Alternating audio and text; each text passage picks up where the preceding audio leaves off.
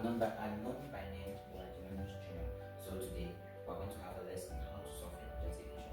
So please stay tuned. We're going to love the topic and don't forget to like, share, and subscribe. So we have our quadratic equation on the board here, which is x squared plus 5x plus 6. So I'm going to be showing how to solve that quadratic equation. So we'll go step by step and we'll get it very easy and simple. So our first step here, step 1,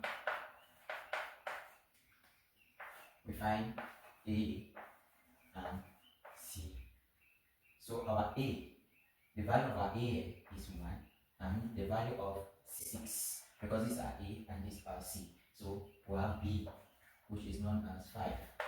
So that's our step 1, knowing the values of a, b, and c. Step 2, we start solving the quadratic equation, which is by multiplying ac. So step 2, we have a, c, and ac is equals to 1 times 6, which is equals to 6. So we need to always take note of the value of a. At times we can have a negative before x.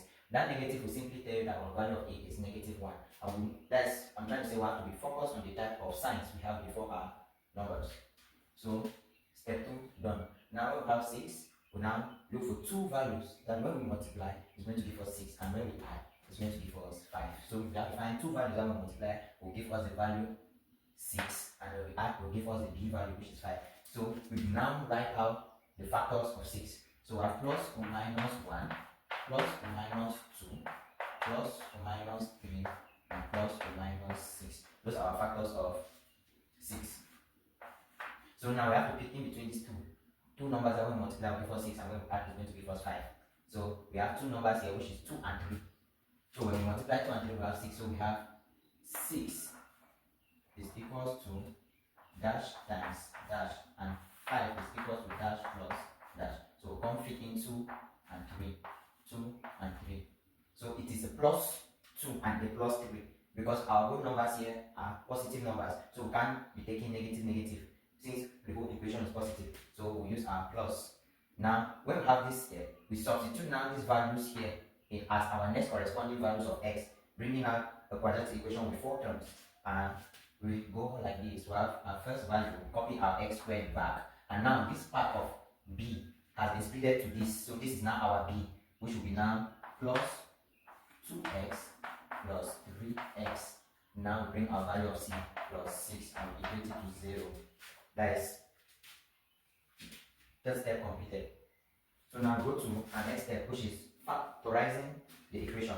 We have x squared plus 2x bracket plus 3x plus 6 equals to 0. Now when we have this bracket, what we now have to do is opening the bracket. And now to open this bracket, we have to look at the terms that are common in this bracket and also common here. So in the first bracket, our common term here is x. So we take x out, we put x. Because here is x squared, we multiply this, it's going to give us x squared back plus 2. We have that one plus our common term here is 3.